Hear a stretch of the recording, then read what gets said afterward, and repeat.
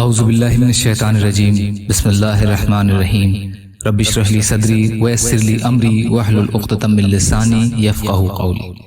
اللہ کے راستے میں نکلنے کے فضائل۔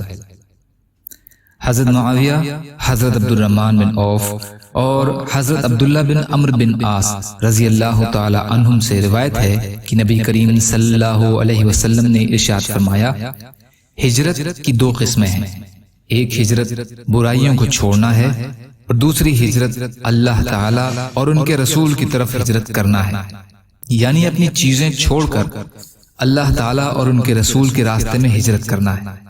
ہجرت اس وقت تک باقی رہے گی جب تک توبہ قبول ہوگی، توبہ اس وقت تک قبول ہوگی جب تک سورج مغرب سے طلوع نہ ہو جائے۔ جب سورج مغرب سے طلوع ہو جائے گا تو اس وقت دل جس حالت یعنی ایمان یا کفر پر ہوں گے اسی پر مہر لگا دی جائے گی، اور لوگوں کے پچھلے عمل ہی ہمیشہ کے لیے کامیاب ہونے یا ناکام ہونے کے لیے کافی ہوں گے۔ مسند احمد، طبرانی، مجمع الزوائد۔ یا اللہ ہم سب کو کہنے سننے سے زیادہ عمل کی توفیق عطا فرما۔